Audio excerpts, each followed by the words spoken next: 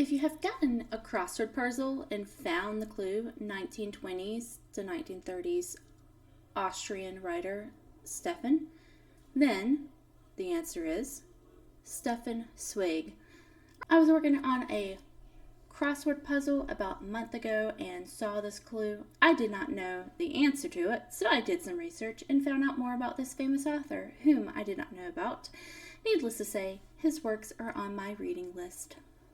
Stefan Zweig was a prominent Austrian writer, poet, playwright, journalist, and biographer born on November 28, 1881, in Vienna, Austria. He was one of the most popular and widely read authors in Europe and the 1920s and 1930s. Zweig was known for his powerful and evocative prose, his keen insight into human nature, and his deep empathy for his characters.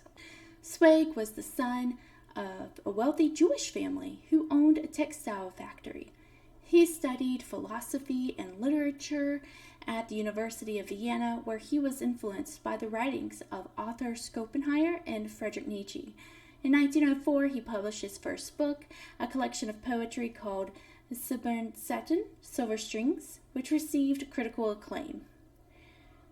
Zweig's literary career took off in the years leading up to World War I, as he published several successful plays, including Jeremiah, as well as numerous books including Emma, The Royal Game, and Letter from an Unknown Woman. His works were translated into many languages, and he became a celebrated figure in literary circles across Europe. During World War I, Zweig served as a war correspondent for several Austrian newspapers, covering the conflict in Belgium, France, and Russia. He also wrote a number of patriotic essays and pamphlets supporting the war effort.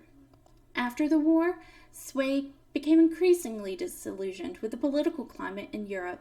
He was deeply troubled by the rise of fascism and the spread of anti-Semitism, and he became an outspoken critic of the Nazi regime. In 1933, he left Austria and settled in England, where he continued to write and publish his works. Zweig's life took a tragic turn in 1942 when he and his wife Lottie committed suicide in Brazil, where they had sought refuge from the war.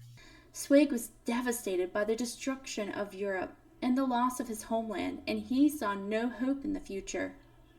His suicide note read, translated from German to English, every day I learn to love this country more, and I would not have asked to rebuild my life in any other place after the world of my own language sank and was lost to me. My spiritual homeland, Europe, destroyed itself. But to start everything anew after a man's 60th year requires special powers. My own power has been expended after years of wandering homeless. I thus prefer to end my life at the right time, upright as a man for whom cultural work has always been his purest happiness and personal freedom, the most precious of possessions on this earth. I send greetings to all my friends. May they live to see the dawn after this long night. I, who am most impatient, go before them. Zweig's legacy as a writer and thinker continues to be celebrated today. His works are so widely read and admired for their insight into the human condition, their powerful emotional impact, and their timeless relevance. In recent years, there has been a renewed interest in his life and works, with several biographies and critical studies published in both Europe and the United States. Some notable biographies of Stefan Zweig include Stefan Zweig, a biography by Donald Prater; Stefan Zweig, The World of Yesterday's Humanists Today by Oliver Matuszek; Stefan Zweig, A Life by George Promptnick; Stefan and Lottie Zweig's South American Letters, New York, Argentina, and Brazil, 1940-42, edited by Darren J. Davis and Oliver Marshall. These books offer detailed and engaging portraits of Zweig's life, work, and legacy, provide valuable insights into one of the most fascinating and complex figures of 20th century literature. If you enjoyed this video and would like to see more, please give it a like, share it out, and subscribe. Also, please leave a comment below. Have a great day. Talk to you later. Bye.